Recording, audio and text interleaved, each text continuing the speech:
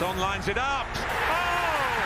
It's found its way in, and Tottenham start the season. A quite incredible opening Premier League weekend has been completed with something of a surprise here at the Tottenham Hotspur Stadium. Spurs beating the champions Manchester City. Great team performance, but we can hear from the match winner, Heung-min Son, with Jeff Shreves. Sonny, did your celebrations at the end tell us just what that victory meant to you and to Tottenham?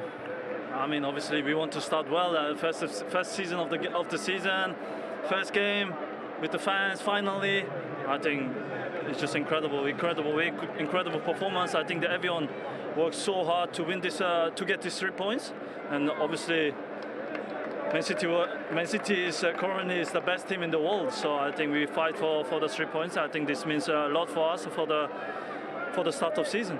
It looked like a huge release of emotion from you on the final whistle, going round to all 4 corners of the ground. I mean, it's a grateful. I mean, we miss them a lot. I mean, not only me. I think all about football is all about the fans, and we play for them. They support for them. They support for us. So I mean, they means a lot for me and for us. So I mean, grateful that they come to the stadium supporting us. Yeah, I really enjoyed it this afternoon. A victory against the champions is fantastic, but does it add to it the manner in which you did it? You were under heavy pressure early on and you turned it around. I mean, we did just great job. We know Man City is a really good team. It's one of the best teams in the world. So we prepare really well. We work hard for the preseason, and yeah, I think we showed on the pitch. I think we did great job. Defense was a solid. Offensive, we were dangerous. So I think that's what we expected game, and yeah, we did amazingly. You picked up where you left off last season. 17 Premier League goals, your best ever. Can you beat it? There's no promise. I will try to do my best game by game. Obviously, I want to play for the team, and the individual things are coming automatically when I help the team. So yeah, we'll see. I'm looking forward to this season. I want to help the team as much as I can. So then we'll see end of season if I beat this record or not. The build-up to this game was dominated by talk about Harry Kane. What was that like for you and the other players? I mean, we are all professional, you know. Like we want to just focus this game. Doesn't matter who is involved, who is not. So everyone was really focused for this game. So obviously Harry is so important for us. But yeah, let's see. Let's prepare well for the season. What did you make of it when the fans were singing, "Oh, you're watching Harry Kane"? Obviously, I was so focused I couldn't hear. So yeah, what I said before, we are so professional. We just focus this game because it's last season we didn't start well against Everton, so it was a good example. We want to really start well, so especially this season. So we did great job. I just want to enjoy this afternoon. Fabulous stuff. Well done, Sonny. Thank you very much. I'm not sure he could actually be any more popular with the Spurs fans, Son, but he's going the right way about it. Did you feel, Graham, a real togetherness, not just from the players and the new manager as well, but from the entire stadium for Spurs listen, today? You're playing the champions, first game of the season, when everyone's at it. But you have to say that Spurs had a game plan. They knew they weren't going to have a lot of the ball. City ended up having 66% of the ball, but only had 4 shots on target. Lloris only made 4 saves in the game. Spurs weren't hanging on. Yeah, they came under a bit of pressure, but you'd expect that when you play City. I was really impressed by Spurs' tenacity, aggression and grit. You know, no one gave up today. No one threw the towel in at any situation. They were all at it and they stuck together, and the crowd responded to that, because the atmosphere here today was just fantastic. Well, we hinted at it before the game. We hinted at it again at half-time. The most obvious way which Spurs, you felt, were going to score was on the counter-attack. So it proved, Michael. Yeah, it was always going to be like that. You know Manchester City are going to dominate the ball. And it was questions, how were Spurs going to deal with that? How are they going to defend? But the front three of Spurs, the linked up there with Lucas Moura with the flick. And the pass for Sonny, we saw it in the first half a few times. You think you've got him in a wide areas, Manchester City, how do they defend it?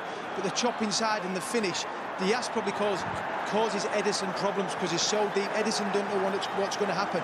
But it's just a step over. I think Aki, when he's got Son out there. He's got to keep him going out there. He can't let him come back inside, because that's where Man City are overloaded there. They think they're in no danger. But this quality from Son, we've seen it for many years at Spurs, and that's why the fans absolutely adore him. And the finish, but that slightest of touches or the deepness of Diaz just causes Edison a problem. It's the power of that finish, it's the accuracy of that finish as well. But I know, Micah, you were very unhappy about how he got himself into that position in the first place. Yeah, exactly that.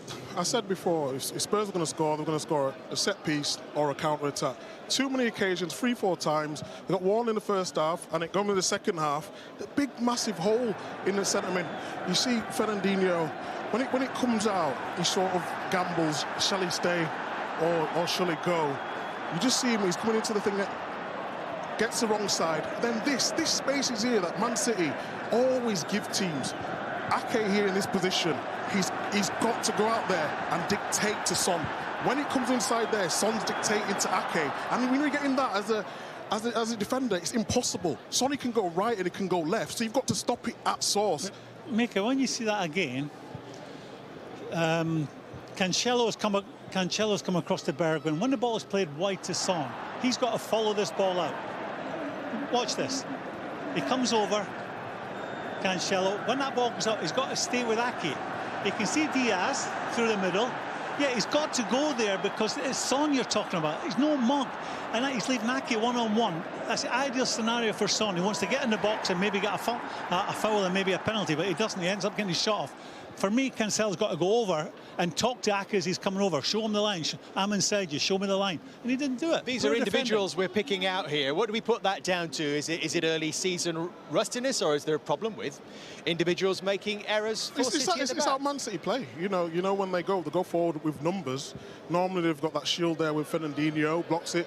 Unfortunately, on that occasion, you know, he got caught out of position, allowed teams to go forward, and you know Spurs on the counter attack, they'll punish you.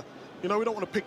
It's a team game, but in these individual errors, Spurs were only going to cause problems down the sides and counter-attack, and you could see it with all the chances.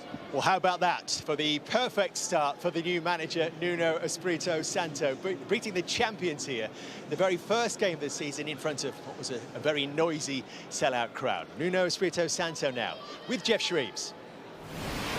Nuno, what would you say about your managerial debut for Tottenham Hotspur?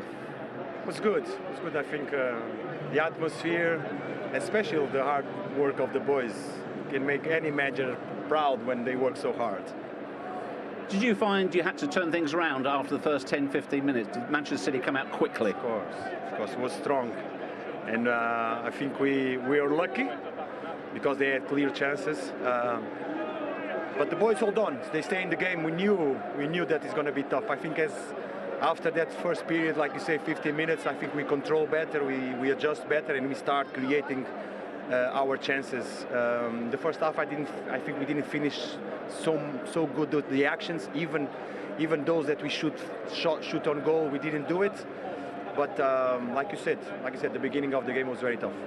That hard work, that resilience you talk about, was that epitomised by the man of the match, Japhet Tanganga? Definitely, not only him. I think in terms of shape, in terms of organization, the front three work very hard. Closing the gaps. It's very difficult to play against City. The way they build the first moment with these four players and Fernandinho is very difficult. It requires a lot of discipline, so the boys were okay. It's only one game, of course, a fabulous start to the season, but you heard the crowd singing, "Are you watching Harry Kane?" Could that help when a player is unsettled? He sees a victory like that, knows this is a team capable of things?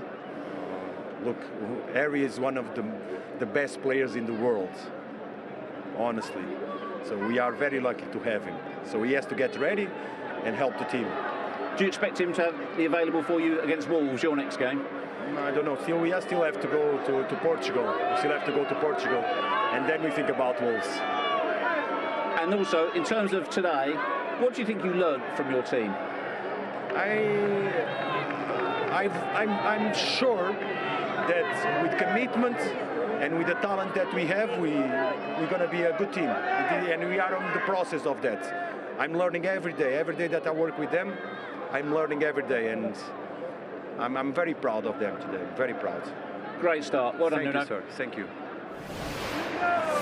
Sure, he is proud, and he got a wonderful reception as well here at the end, and why not, having beaten Manchester City first up. We know he wasn't first choice, Michael. According to some reports, he was quite a long way down the list. How much will this help him going forward? Yeah, I mean, look, when he was appointed, you've got to go back to when he first was appointed at Wolves. Got promoted from the Championship, 7th finish, fantastic, and then last season wasn't great for him. But Nuno's put his stamp on this team. Yes, he's come in late, and this is only going to help. This place is now going to build on that, because there was negativity surrounding it. Not just Nuno, but the team with everything that's going off. But you've seen this togetherness on the pitch and off it, and that can only be positive. Nuno, I just hope he has a great season and good luck to him. In what way do you think he's put a stamp on this team already? Well, he's changed formation. I wondered if he was going to come in as a 3. He's played as a 4. Japhet Tanguy, he can change formations partway through a game, which he did. He went to a back 3 to hold on. I think he could have played Aurier at right back. I thought Japhet Tanguy was absolutely fantastic. He stuck to his job. He's worked on that. How far can they go, though? How far can Spurs go? I'm not just talking off just this one game, but you've seen it together. You can't get carried away. I said before, the top 4, in my opinion, will be the top 4. Man City, Chelsea, Man United and Liverpool. That's how it is. The season that Spurs had last year was disappointing. They have to improve on that, and I believe they will, because of everything that was surrounding it last season. No fans in the stadium. These guys are going to make a difference, because these are special, and that atmosphere showed that. So they've got to aim to be in the top 4. It's a really, really big ask, and for me, 5th and 6th, it's going to be them or Leicester. That's what it is, but their aim and Nuno's aim is to try and break into the top 4. That feels like a bigger chat, which we'll tease with that, but we'll come back to before we leave you here on our first Super Sunday of the season.